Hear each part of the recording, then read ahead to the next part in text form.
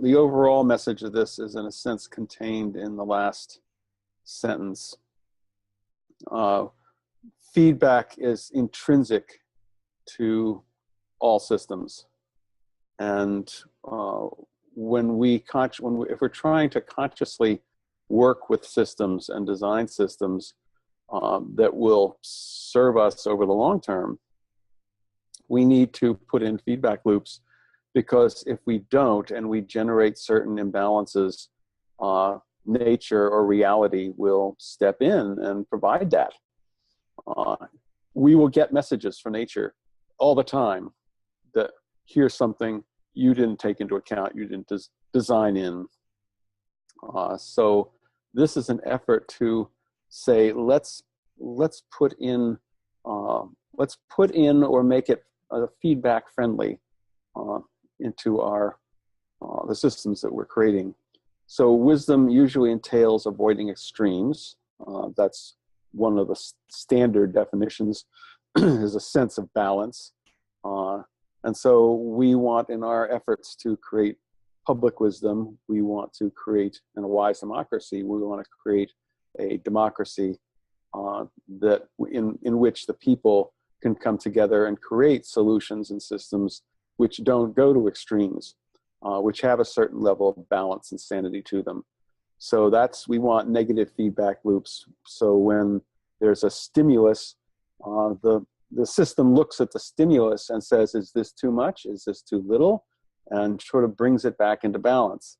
And some of that is observation. So you have the standard example of a negative or balancing feedback loop is the thermostat. So when the thermostat picks up that it's too hot, it puts in some cold influence, cold air, or whatever the system is that is balancing the heat in the room, the temperature in the room. And if it gets too cold, it pumps in some hotness. So when it's like rich and poor in society, one of the other patterns in this system looks at trying to avoid extremes in wealth. So people who are very rich can buy more, can buy politicians and invest their money to get more free money. So that is a positive feedback loop that makes their wealth more and more and more, and that can create imbalances in the society. So having in the system things built in to make it so extreme wealth gets balanced out a bit, like progressive taxation, whatever. Those are some things that try to do that. So that's the dance between negative and positive feedback feedback dynamics. In one of the best ways to create rich feedback dynamics is to keep things local, so that the acts that people do, that other people know that they've done those acts. It's very obvious. You meet people in the grocery store or whatever, and those dynamics are sort of natural in the intimacy of a community or the intimacy of the ecology. Somebody is poisoning things or breaking things down in ways that the other people in the community don't like. That person will hear about it. It's when the things are local, the feedback dynamics are much more dense. They're more quick. Once you get into national and international, the feedback loops tend to be more complex and slower operating, and less personal, less intimate. So that's one rule that you can, to make feedback dynamics richer, is to have it happen, all that happen on a local level. And having systems, it's like, okay, so we're going to have elections. That's a way of giving feedback to government, or to have people being able to complain, various complaint systems, or gratitude systems. All those are ways in this creating a system where the feedback is playing out and balancing things out if they start to get a bit too extreme. The whole idea of free speech is an interesting dynamic from a feedback perspective. It can balance things out, people critiquing, or the appreciation and celebration of someone or something can magnify it. So we want to have, if we want to have, make something larger, we use positive feedback, and that generates abundance. If you have, again, the money example is an example of that. If you have people in a gifting economy, people are giving things to each other, finding out what each other needs, and giving things that they need to each other, and there's gratitude for that, and people begin to build a reputation as being a generous person or an appreciative person. That gives a positive feedback and starts to build more participation in the gifting system. Transformation is an interesting, because if you have too much positive feedback, the system can't take it, and that's when you hear feedback systems and positive feedback. Sometimes people think in terms of audio systems, where the sound that is coming out of the speakers is getting fed back into the microphones, and that makes it louder, which gets louder and louder and louder and louder, and that can totally break up the sound system if you let it go on, as well as breaking your eardrums. So when there is too much positive feedback, it sort of goes out of control. The system is going to shift one way or another. So if people are upset with the government and they go out in the streets and the government starts to put out the military, heavy police or military stuff to suppress the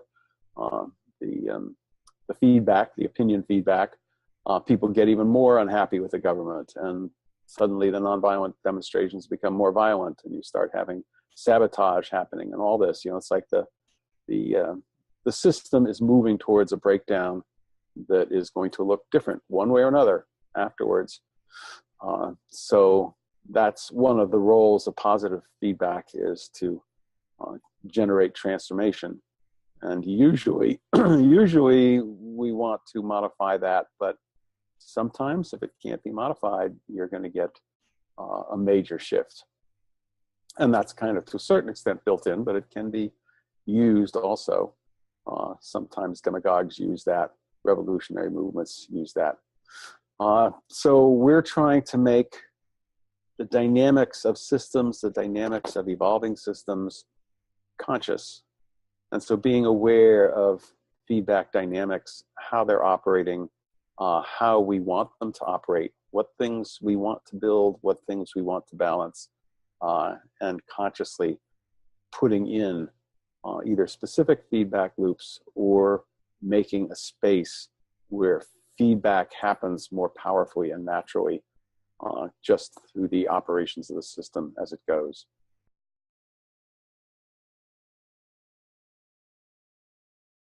So examples of feedback, rich feedback dynamics. Ecology is a model for that, because there's a certain balance in most ecosystems. For example, predator-prey, the more foxes there are, the fewer rabbits there are, and the fewer rabbits there are, the fewer foxes there are, fewer foxes, the more rabbits. So it's built in, the predator-prey relationships have a built-in balancing dynamic. And there's many other balancing dynamics in the in ecosystems. So ecology is a very good source of instruction and understanding about feedback dynamics. And systems analysis, there's cybernetics is particularly focused on analysis of systems. And you can get a lot of understanding by doing systems analysis. But again, it's analytic, so you're always going to be missing something. But an awful lot of the major dynamics can be seen by just looking at what's going on in a system, such as looking at how wealth expands or balances out in a particular society. Dynamic facilitation is an interesting one, because it is in that process, the things that people are saying trigger other things in other people that support or counter it, and there's no suppressing of those dynamics. Dynamic facilitation is called dynamic largely because it is using those energies to produce more rich, interactive energy, which as the situation gets, whatever situation people are working on, more and more of the dynamics going on in the situation are surfacing through what people are saying and how they're saying it. And slowly people are becoming more open to seeing, it becomes more conscious what's really going on, and they're more curious and get ultimately more creative. So it's taking the feedback dynamics of the problem and translating it into generating feedback dynamics for a solution. It's a very intriguing way to look at it. Whole system stakeholder dialogues. Again, if you have a problem, some conflict or an issue, the stakeholders are generating that, and their dynamics are making it more and more of a problem. So having dialogues where those dynamics are becoming conscious and shared, people are understanding what it is that they're doing that is generating this common problem, and they can start to become conscious and decide to do something different to generate different feedback dynamics that will make it a healthier resolution. But you need to include people from the whole system, from all parts of the system, in order to have that work really well. You can solve, if you solve part of the problem in one corner of the system, the other corners of the system that have not been included are going to make themselves known later on. Teal organizations, this is a new concept for organizations that have no bosses. You know, bosses are there to manage and to make sure that specific things get done in a sort of top-down way. And in teal organizations, it's mostly organized by self-managed teams, and they are in communication within the team. There's strong communication and strong support going on.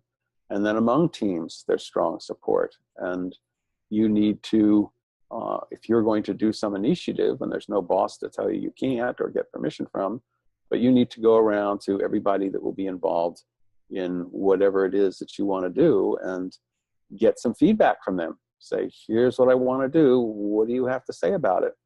And sort of get very informed about the larger system that you're going to be creating by doing this thing, and you're going to be impacting other parts of the existing system.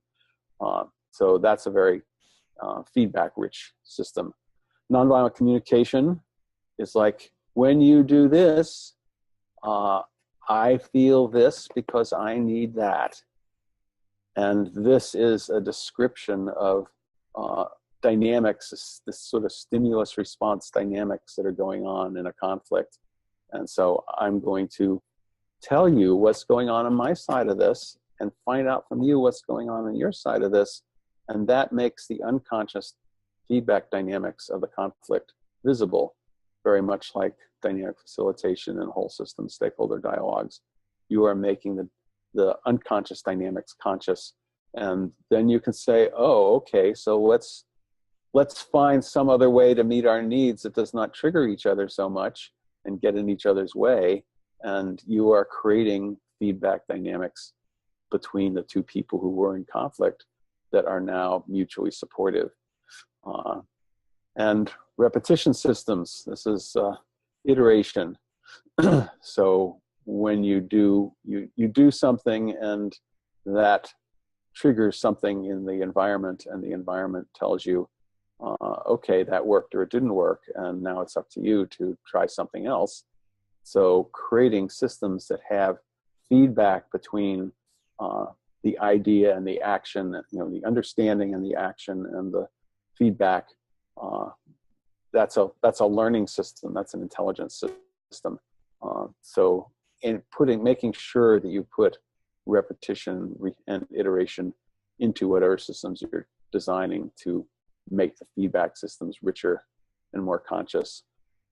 And stigmergy, this is a word I just learned a couple of years ago, and this is an interesting form of feedback that's been studied in insect, like ant colonies, where the ant will leave a one ant will leave a trace of chemicals where it's been walking, and there's meaning in those chemicals. So you see ants sort of crawling all over a surface in random odd directions, and then one of them finds, the honey jar. And so that ant goes back with a little bit of the honey and is leaving chemical traces in its path saying that indicate there's food over here. And as ants wander around, they stumble upon that message, and they start tracking it back. And suddenly you have a whole swarm of ants on your honey jar. So it turns out this is very similar to like what happens on Amazon, where when you buy something, Amazon is noticing that you bought it, and it's noticing your behavior what you did before you came and what you did while you were there on that site, on that particular page, and what you did afterwards. And it's doing that for everybody who visits that page and keeping a record of it. So that's the trace. You are leaving a trace without realizing it. It's like Amazon is collecting your traces. And then, it will then tell you, look at all the people who came to this site before, and they also looked at this, at some other thing. They also bought some other thing, or when they bought this other thing with it. They have all that information on all the people who visited, so they can give you this information. There's nobody there figuring it out and telling you. It's just built into the system. You are leaving your electronic trace without it being it's not a chemical trace, it's an electronic trace. So those are all examples of how to do, or where there are rich feedback dynamics, or how to install rich feedback dynamics, or how to make feedback dynamics more conscious so that you can have some influence over them and choice.